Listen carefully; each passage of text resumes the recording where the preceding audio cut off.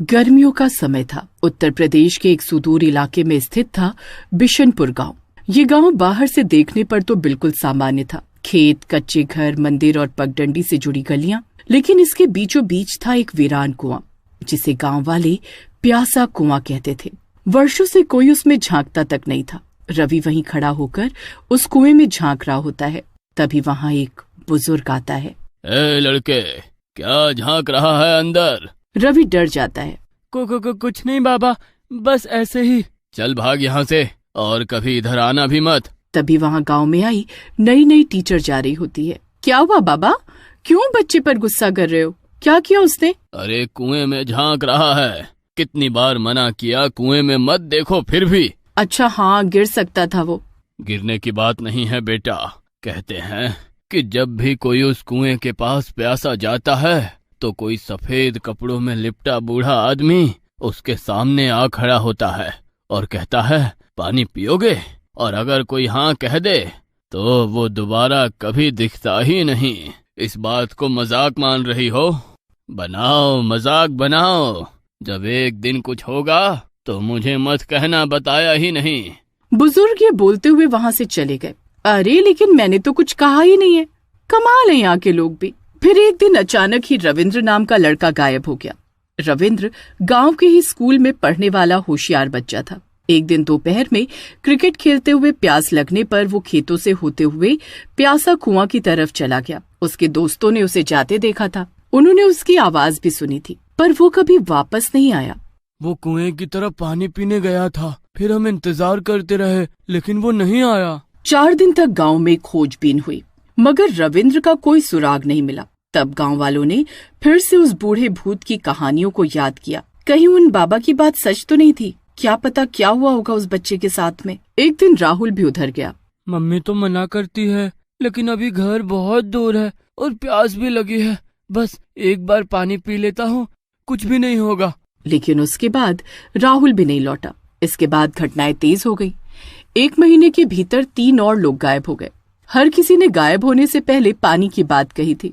मैंने कहा था, लेकिन मेरी यहाँ सुनता ही कौन है? गांव में हलचल मच गई। लोग कुएं के पास जाना तो दूर, उसका नाम लेने से भी डरने लगे। बच्चे डर के मारे शाम से पहले ही घर लौट आते। स्कूल बंद हो गया और हर शख्स किसी अनहोनी की आशंका में जीने लगा। बिशनपुर में गर्मियों की छुट्टियों में एक नया लड़का आया, अर्जुन, जो लखनऊ का रहने वाला था।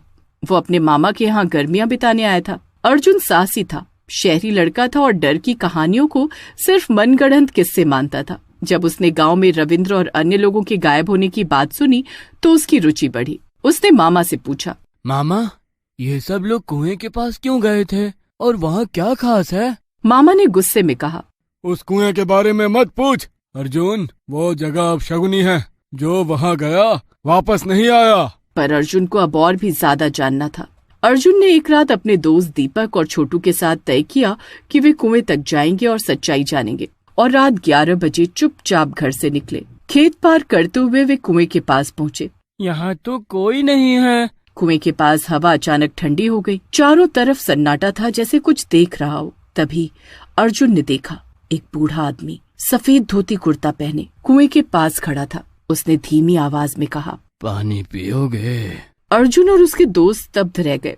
दीपक और छोटू तो डर के मारे उल्टे पांव भाग गए, मगर अर्जुन कुछ पल वहीं खड़ा रहा। लेकिन जैसे ही बूढ़े ने उसकी ओर एक और कदम बढ़ाया, अर्जुन की हिम्मत जवाब दे गई और वो भी भाग निकला। सुबह गांव में खबर फैल गई कि अर्जुन और उसके दोस्त कुएं तक गए थे। सभी घरों में डर और नाराजगी थी। अर्जुन के मामा ने उसे बहुत डांटा, पर अर्जुन डरने वाला नहीं था। वो अब जान चुका था कि वो भूत असली था। मगर वो कौन था? वो पानी ही क्यों पिलाता था? और जो लोग पानी पीते हैं वे कहाँ जाते हैं? उसने तय किया कि अब वो पीछे नहीं हटेगा। अर्जुन अपने मामा के घर में एक दिन पुरानी चीजें खोज रहा था। छत पर रखी एक लोहे की संदूकची में उसे एक फटी पुरानी, उस पर लिखा था, बिशनपुर जल सेवक, सन 1947। डायरी का पहला पन्ना पढ़ते ही अर्जुन की रूह कांप गई। उसमें लिखा था, मुझे पानी पिलाना अच्छा लगता है। गर्मियों में हर राहगीर को पानी देना मेरा धर्म है। पर एक दिन मैंने पानी में गलती से कुछ ऐसा मिला दिया जिससे रामलाल की बेटी नहीं बची। अब लोग मुझसे डरने लगे हैं। अच्छा, तो ये बात है। उसने भागकर अपने दोस्त दीपक को भी बताया। क्या सच में? गांव वालों ने लक्ष्मी चंद को जहर देने का दोषी मानते हुए उसे पीट पीट कर मार डाला। गुस्से में उसे कुएं में फेंक दिया गया। उस दिन के बाद वो कुआं प्यासा कुआं कहलाने लगा। और क्या लिखा था उसमें? डायरी में आखिरी पंक्तियां थी। उसमें लिखा था, मैं मर गया हूँ पर मेरी आत्मा प्यासों को पानी देने अब भी आती है, पर जो पिए वो मेरे साथ चला जाता है। अर्जुन ने ये बात अपने मामा को बताई। पहले तो वो आश्चर्यचकित हो गए कि ये डायरी पहले उन्हें क्यों नहीं मिली। ये सिर्फ आत्मा नहीं, एक अधूरी आत्मा है जिसे समाज ने मार दिया, पर उसका कर्म अधूरा रह गया। खैर, हमें इससे दूर ही रहना चाहिए। लेकिन अर्जुन ने तो योजना बना ली थी। अगली रात पूर्णिमा की थी। वो उस रात कुएं पर लक्ष्मीचंद की डायरी और चंद फूल चढ़ाकर उसकी आत्मा से बात करने जाएगा, परंतु वो पानी नहीं पिएगा, चाहे कुछ हो जाए। वो जानना चाहता था, क्या भूत सिर्फ पानी पिलाना चाहता है या उसके पीछे कोई और अंधेरा रहस्य है? वो डायरी, फूल और गंगा जल लेकर चुपचाप कुएं की ओर बढ़ा। कुएं के पास पहुंचते ही उसे हल्की सी सिसकियों की आवाज सुनाई दी। सफेद कपड़ों में वही बूढ़ा, झुकी कमर, पिचकी आंखें और कांपते होठों से बोला, पानी पियोगे? लक्ष्मीचंद बाबू, मुझे सच जानना है, क्यों ले जाते हो उन्हें जो पानी पीते हैं? भूत ने सर झुका लिया। क्षण भर बाद जैसे कोई कैद आत्मा टूटे बांध से बाहर निकली। आवाज गूंजने लगी, मैं नहीं ले जाता उन्हें, ये कुआं ले जाता है।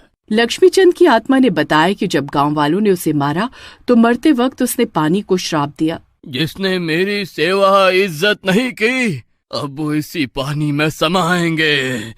पर वो श्राप सिर्फ भावनात्मक था। असल में कुएं में एक और आत्मा बस गई थी, जल पिशाच, जो मृत्यु से पैदा हुई नकारात्मक ऊर्जा से पनपा था। अब जब भी कोई व्यक्ति हाँ कहता, लक्ष्मीचंद तो बस पानी देता, लेकिन असली हमला कुएं के भीतर से आता। पिशाच की आत्मा उसे खींच लेती। तो मतलब आप लोगों को नहीं मारते हो? नहीं, मैं तो बस पानी पिलाता हूँ, मारता तो ये कुआं है सबको।